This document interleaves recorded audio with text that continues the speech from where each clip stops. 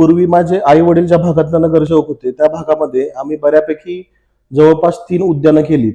एक मोठं उद्यान केलंय जवळपास 3.5 एकर मध्ये केलंय, 1 एकर मध्ये केलंय आणि दुसरं एक 20 गुंठ्यामध्ये आम्ही एक उद्यान केलेलं आहे. आणि त्याचप्रमाणे आपण काय केलंय की ह्या परिसरातील नागरिकांसाठी आपण एक मोठी प्रशासनाची जी शाळा आहे महानगरपालिकेची ती आपण ई लर्निंग बेसिसवरती केलेली. त्या ठिकाणी बेंचेस, त्याच्यानंतर CCTV, मोठे मोठे टीव्ही मुलांना शिकण्यासाठी, चांगल्या दर्जाचे बेंचेस, असं म्हणजे ती शाळा एकदम आपण अशी एकदम ई लर्निंग सारखी केली. आणि त्या ठिकाणी त्याच्या बाजूला आपण एक वस्तीतील जी मुलं आहेत त्यांच्यासाठी 2 मजली आपण जिम केली. ओके. त्याच्यानंतर आपण अभ्यासिका केली आहे त्या ठिकाणी MPSC UPSCच्या मुलांसाठी. तर त्या ठिकाणी शिवण क्लास चालतो, डान्स क्लास चालतो, कथ्थक क्लास चालतो, अशा बऱ्याच ऍक्टिव्हिटी त्या आमच्या बिल्डिंगमध्ये होतात. त्याच्यामुळे जास्तीत जास्त वस्तीतल्या नागरिकांना त्याचा फायदा घेता येतो.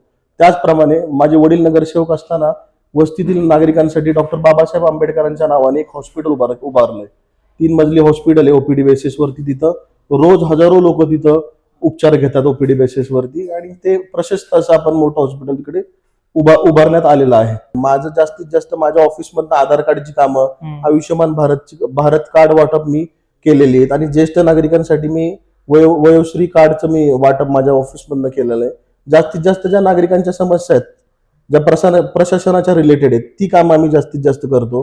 परत महानगरपालिकेत जे 50% सवलत मिळते आरोग्यासाठी त्याची आम्ही जास्तीत जास्त कार्ड काढून देतो, रेशन कार्ड काढून देतो. अशा बऱ्याचशा गोष्टीवर आमचा कल असतो. आता येणारी जी इच्छुक उमेदवार आहेत ते देवदर्शनालयाने इकडे न्या ते कामं करण्यापेक्षा मला हे वाटतं की लोकांच्या सोयी सुविधाची कामं, त्यांच्या जी लागणारी जी महत्वाची डॉक्युमेंट आहेत ती कामं झाली तर सगळ्यात जास्त त्याचा आनंद आपल्याला